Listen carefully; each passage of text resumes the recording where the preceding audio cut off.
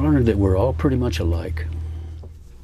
Oh, I've been arrested in everything I've owned. He was born before television found Nashville, before interstate highways crossed Texas, and before the word outlaw meant anything more than a warning on a wanted poster.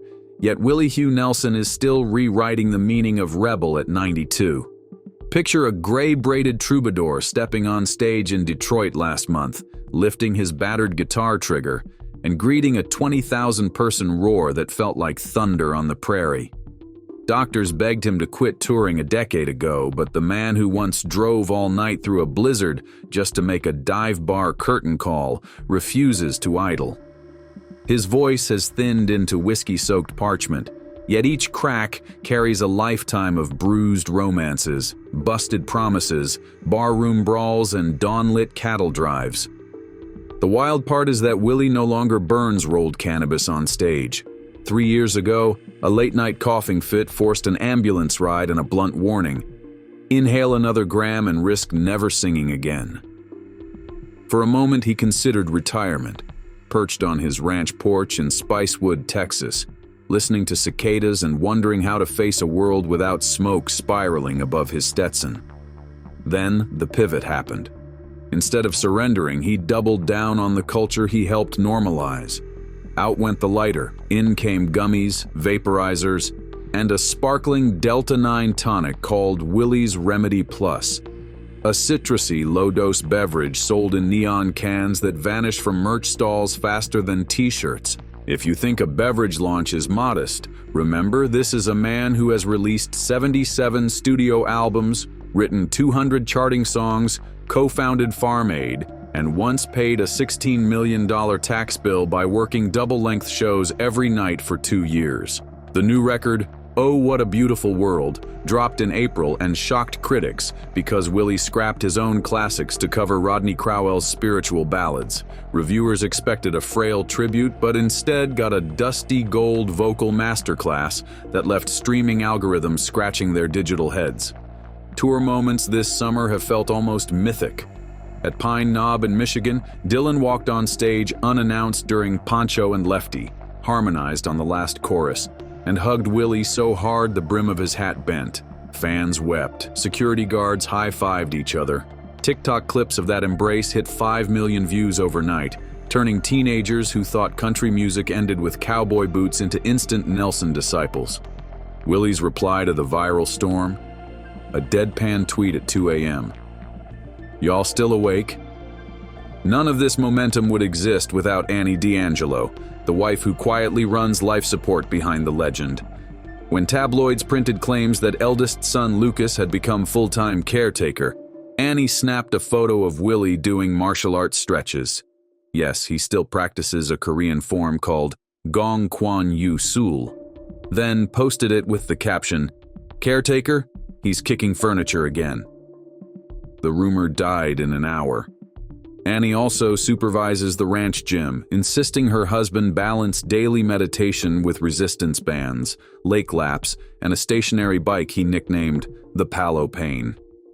Physical resilience matters because Farm Aid turns 40 this year, and Willie refuses to host from a chair. The anniversary concert lands in Minneapolis this September, reuniting Neil Young and John Mellencamp on stage for the first time since lockdowns. To stir hype, Willie secretly recorded a cover of Journey's Faithfully with Steve Perry, releasing only a 30-second teaser that lit social media like a prairie wildfire. Every download directs $1 toward Midwest family farms, and insiders say the single-week tally already tops $500,000. Financially, Willie's empire looks healthier than ever. The tonic line already sits in 400 dispensaries, and analysts predict first-year revenue could top $20 million. Meanwhile, his share in the famous Luck Ranch solar project, which powers 70% of his property through Texas sunshine, has become a template for aging artists seeking green royalties. Combine that with publishing income from perennial streaming of Blue Eyes Crying in the Rain, plus book advances for a forthcoming memoir, and the Outlaw's ledger suddenly looks as bulletproof as his stage presence. Yet for all the business wins, fans crave the untold grit behind the guitar. One lingering rumor claims Willie experimented with harder powders during the coke-drenched 70s outlaw scene. He's never denied sampling, but close friends say the real addiction was risk. He piloted small planes without a license, raced vintage cars on back roads, and bet entire tour profits on all-night poker tables, once losing enough cash to force a Fleetwood Mac opening slot just to balance payroll. Those escapades convinced him that adrenaline itself could be a vice. There's also the nearly forgotten episode in Maui, 1971, when federal agents raided a backstage trailer looking for contraband. Legend says Willie escaped by climbing through a roof vent while roadies distracted officers with trays of pineapple upside-down cake soaked in legal rum. Whether myth or fact, the escapade cemented his image as the Houdini of honky-tonk, shrugging out of handcuffs with a laugh instead of anger. Fast forward to now, and the outlaw still loves mischief, but it's tempered by mindfulness. He starts mornings with black coffee, plays chess against himself to sharpen memory, then drives a golf cart to the horse barn where he feeds rescued mustangs. Ranch hands confirm he knows each mare by name and will cancel interviews if a vet appointment overlaps. That compassion spills onto the stage whenever he performs his climate plea ballad, Energy Follows Thought, a new song that quotes both Einstein and cosmic cowboy philosophy. One of the loneliest chapters in Willie's life, his 2019 breathing crisis, now operates as a cautionary pivot inside the script of perseverance. He explains that he hasn't quit cannabis. He just upgraded the delivery method. Gummies replace smoke, vapor replaces flame, and the tonic replaces bar whiskey. On stage, he raises a chilled can and toasts lungs that finally learn to sip instead of puff. The crowd understands. Aging rockers call it surrender. Willie calls it strategy. Fans also notice a softer rasp in his timbre, born from scarred bronchi but transformed into emotional seasoning. When he croons, "Angel flying too close to the ground these days," the pause before the last line hangs longer, filled with the weight of decades. Listeners hold their breath, sensing they're hearing the final evolution of a national treasure. Yet he never indulges sentimentality. Between songs, he cracks jokes about forgetting chords, then nails blistering Django-style runs across Trigger's fretboard. None of these feats come without cost. Backstage assistants have a protocol: hydrate, monitor oxygen levels, update Annie every 15 minutes. A portable concentrator hums near the dressing room couch, ready if altitude triggers wheezing. Willie simply nods and keeps signing posters. He knows the machine is part of the bargain that lets him chase applause into his 10th decade. That bargain feels worth it every time a grandparent buys tickets for a grandkid, explaining that seeing Nelson is like meeting Elvis in braided form. His children, meanwhile, evolve from side players to co-stars. Lucas fronts Promise of the Real, a rock outfit that once backed Neil Young, and shares guitar heroics with Dad on stage nightly. Micah performs under the psychedelic moniker Particle Kid, twisting country DNA into space folk experiments. During sound checks, the brothers dual riffs until Willie claps, ending the jam with a smile that looks both proud and astonished. He claims hearing his kids shred reminds him why he never quit after that tax fiasco. Willie's philanthropic calendar has likewise multiplied. In addition to farm aid, he bankrolls scholarships for indigenous students studying regenerative agriculture, quietly wiring tuition after reading essays that move him. He still performs at veteran hospitals, but insists cameras remain outside, explaining that true gratitude is private. Staff nurses whisper that the cowboy sometimes arrives alone, guitar in one hand, tonic can in the other, singing Healing Hands of Time to wards scented with antiseptic and eucalyptus. Film critics will soon get a new angle as well. This fall, Netflix releases a 6-part docuseries titled Outlasting the Outlaw, chronicling Willie's martial arts regimen, studio sessions, and the night he nearly collapsed mid-song in Colorado before catching a second wind and finishing the set. Early buzz calls the footage Springsteen's Broadway meets Samurai, a hybrid portrait destined to ignite another awards run. Willie shrugs when asked about the cameras, saying he agreed only if editors kept every flub. One nagging whisper around Nashville involves estate planning. Insiders claim lawyers encourage him to slow touring and funnel assets into trusts to avoid probate chaos. Willie, ever the gambler, jokes that he prefers to let the kids fight it out in a honky-tonk battle royale. But off-record, he's already established a foundation steering catalog earnings into sustainable farming grants. It mirrors his early days of passing the hat in small clubs to help broke pickers. Old habit, new scale. Behind the folklore hides a disciplined craftsman. He records every vocal live with minimal overdubs, insisting authenticity bleeds through tape hiss. Engineers younger than his guitar gasp when the red light flicks on and Willie nails a perfect take in 2 minutes, then fries peanut butter sandwiches for the crew on a bus stovetop. Listen closely to the new album and you'll hear laughter faintly behind pedal steel licks, a microcosm of the community he carries from town to town. The tonic venture, by the way, started almost as a prank.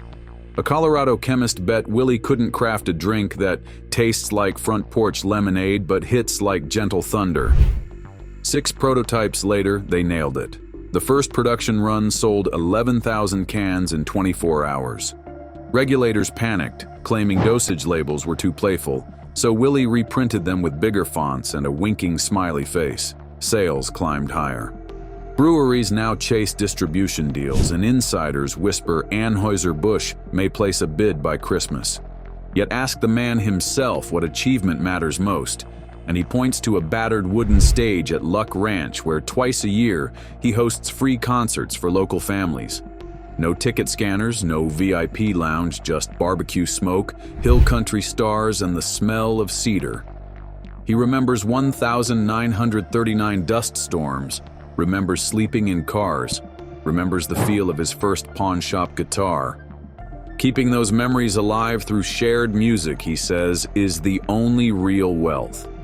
So what's next for a nonagenarian who refuses to fade? After Minneapolis, the Outlaw Festival swings west with secret guests rumored to include Casey Musgraves and Post Malone. Willie plans to test a duet version of Crazy featuring Malone's auto-tune croon over Western swing chords. Purists might groan, but the experiment could push Nelson into a fresh demographic before his 100th birthday. And if his lungs protest, he'll switch keys, sip tonic, flash that grin, and let the band cover while he strums quietly in the shadows. As the house lights dim on another sold-out arena, Willie lingers, reading homemade banners. You helped my granddad quit drinking. Your music saved our farm. We named our puppy Trigger. He tips his hat, walks slowly toward the wings, then glances back for one last wave. The ovation swells, a river of gratitude flowing toward a stage now bathed in fading amber. He knows the world keeps spinning faster. Algorithms replacing record stores, headlines recycling every hour. But in that roar, he hears something timeless. Proof that songs planted half a century ago can still bloom with reckless, fragrant color. Back in 1990, the Outlaw's dice finally showed snake eyes when federal agents burst onto his ranch to collect a $32 million tax debt that looked more like a phone number. Nashville talk radio gleefully announced a career funeral as gold records were bubble-wrapped for auction, buses were chained, and even Trigger received a neon sticker that read, "Property of the Treasury." Most mortals would have hidden under the nearest porch, but Willie just shrugged, cracked a joke about picking the wrong accountant, and hatched a scheme so audacious it still circulates in business textbooks. He holed up in the studio with nothing but a nylon string guitar and a lifetime of stories, cutting a bare-bones double album called The IRS Tapes, Pool by My Memories. Every cassette, CD, and late-night infomercial sale funneled directly to the government until the deficit shrank like denim in the dryer. Then he climbed back on the road, playing marathon sets where fans tossed crumpled bills into oversized tip jars labeled Agent Friendly. By 1993, the debt was gone, the tapes went platinum, and the government inadvertently funded the most legendary comeback in country music history. A different kind of showdown erupted on a Texas highway at sunrise in 2006 when state troopers claimed Willie's tour bus had drifted across the center line. The instant the door swung open, the officers encountered a fog so thick they joked about needing sonar. The citation was minor, yet tabloids feasted, splashing grainy pictures of mason jars across the evening news. Willie treated the fiasco as free marketing. Within 72 hours, he scheduled a run of busted benefit concerts and pledged every dime to cannabis reform groups teetering on bankruptcy. Limited edition bandanas stamped with the punchy slogan, "Legalize it already," sold out before the first encore. Presenters who expected an apology watched him hand the arresting troopers backstage passes for the Dallas date. Membership numbers for advocacy organizations doubled within a month, and 2 state representatives publicly reversed their opposition. Historians now credit the highway stop as a catalytic spark that nudged several legislatures toward modern policies. Even the officer later asked for an autograph during the farewell handshake. Forward momentum now centers on Luck Ranch, the hill country spread Willie intends to transform into America's first carbon-negative music sanctuary by late 2026. Solar panels glint across former grazing fields, and Tesla battery walls hum beside century-old oak trees. A fleet of electric shuttles waits to ferry visitors along cedar-scented trails. Modular cabins built from reclaimed barnwood rise above limestone ridges, each roof harvesting rainwater while discreet composting stages host intimate songwriter circles at night. Attendees will trade 3 hours of regenerative farm work for tuition, learning to seed prairie grasses that trap carbon deeper than concrete foundations. Agronomists from Texas A&M oversee soil health, while local high schoolers earn service credits planting vegetable plots destined for the communal kitchen. Willie wants the ranch to demonstrate that music festivals can heal land instead of trampling it. Critics call the plan genius, and early drone footage already shows a mosaic of wildflowers blooming where bare dirt once baked in summer heat. In moments, the troubadour admits he sometimes imagines stepping away, but the dream always ends with a stage light blinking on and an audience leaning forward. As long as that vision returns, he'll keep following the beam, letting the next note guide the next breath. Somewhere in that glow, a verse waits patiently for the outlaw who refuses to finish the song. Meanwhile, Nashville insiders whisper that Willie keeps a plain spiral notebook tucked into his bus bunk, its pages crowded with half-finished lyrics, road dates, and bedtime haikus scribbled, while diesel engines rumble beneath the floor. Friends swear the notebook rests beside a weathered deck of cards that still carries the scent of cedar smoke and campfire coffee. On sleepless nights rolling through Wyoming snowdrifts, he deals endless games of solitaire in the dim blue glow of a reading lamp, flipping kings as lines of verse drift through his mind like tumbleweeds. He writes about busted mufflers, ghost towns, and pickup lovers who vanish at dawn, then tucks the notebook under his pillow before sunrise, convinced that unwritten stanzas leak out of dreams. Annie says one day the notebook will surface as an album nobody expects. Just Willie and Trigger, no overdubs, no guests, recorded at dawn inside the wooden chapel on Luck Ranch with cicadas buzzing backup. Engineers have already tested microphone placement, measuring how oak rafters bend reverb into molasses-thick harmonies. Willie jokes that he might press the record onto wax cylinder for novelty, then upload it to the metaverse because kids need holograms too. Managers groan, accountants bite pencils, but venture capitalists calculate how nostalgia plus VR equals gold. Yet for Willie, the notebook isn't about commerce.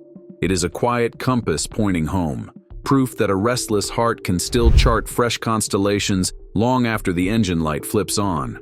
If those songs ever meet daylight, they'll remind us why legends survive.